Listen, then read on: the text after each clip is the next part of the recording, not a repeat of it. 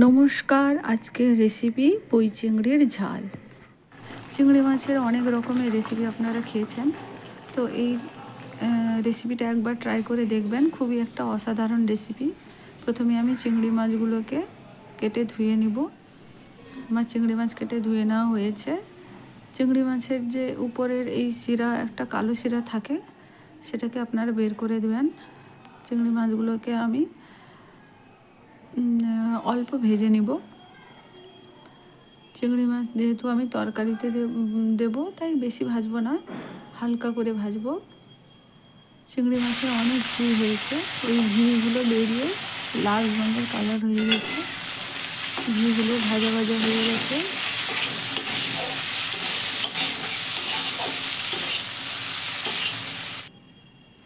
চিংড়ি মাছগুলো প্রায় ভাজা হয়ে গেছে আমার।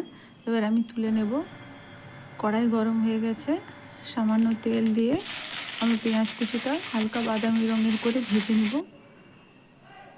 কারণ আমি পেঁয়াজটা আগে ভেজে নিয়েছি, মশলার সঙ্গে ভাজলে মশলাগুলো বেশি পুড়ে যায়, তাই আমি আগে ভেজে নিয়ে তুলে রাখছি। এবার পেঁয়াজটাকে এক সাইডে তুলে আমি তেলের উপরে শুকনো লঙ্কা দিলাম, 5 ফোড়ন দিলাম। এবার মশলাটা একটু ভাজা ভাজা হয়ে গেলে এরপরে আমি একটু পেঁয়াজ বাটা দিলাম।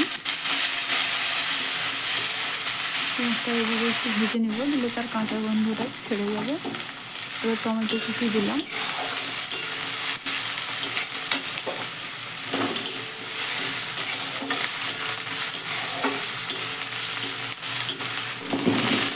এবার কেটে রাখা আলু এবং পুঁই ডাঁটাটা দিয়ে দিলাম।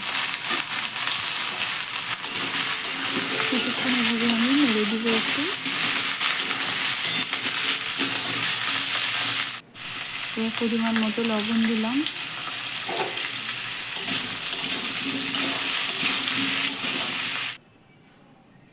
পরিমাণ মতো হলুদ গুঁড়ো।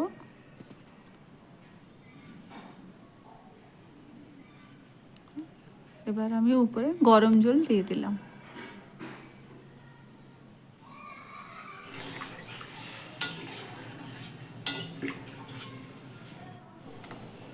কয়েকটা কাঁচা লঙ্কা দিলাম।